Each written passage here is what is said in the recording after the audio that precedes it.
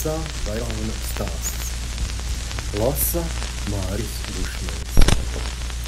Vai jūs mani vēl atceraties? Es kā bērns skatos uz skolu un domāju, cik skaisti gan tā tagad ir. Agrāk gan manu pili sauc par Kokmūžu. Manai pilī drīz būs jau 300 gadu. Veca gan tā mana vecinīte. Ziniet, es tomēr priecājos, ka par Kokmūžu gaida lielāki un mazāki bērni. Jo bērni, kā saka, ir dzīves zieds un labie garīgi. Es kā bērns tumsā māku sametēt visu, ko man vajag. Jūs domājat, ka es dienās guļu un viss? Nē, mīlīši, tā nav. Katru dienu es izēju apgaitā pa skolu. Jūs neticat spokiem, bet tam, ka 6 x 6 ir 36, tam gan jūs ticat. Man ir jāatzīstas, ka dažreiz kontroldarbos esmu pačukstu priekšā pareizās atbildes.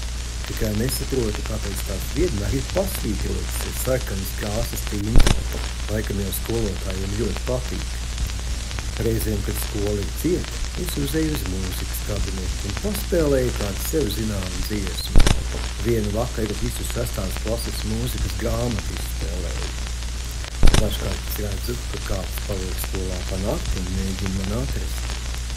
Es pagājušo gadu aizgulējos un nepagulu nobiedēt bērnus, bet tād, kad šogad viņi paliks pa nakti, tad es noteikti paspokošos. Vasarā izejot ārā, ieraugu skaisti sakotas puķu dogus. Laikam jau tagad skolā ir labi dārznieki. Es gribu mācīties dziedāt un dejot kopā ar jums. Nevienam nesakiet, taču es katru dienu, katru stundu novēroju visus jūs. Es visu redzu, ko esat izdarījuši. Vai jūs esat ievērojuši to skaisto stārķu ģimeni, kas mitinās uz skolas krustiņa un katru gadu atgriežas?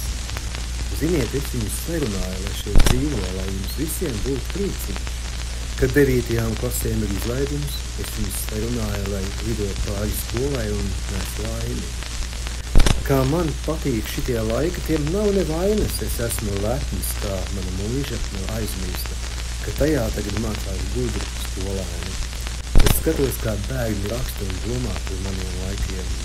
Lai viņiem veicas. Tāds ir mans stāsts un cerams, jums nav no manas bailes.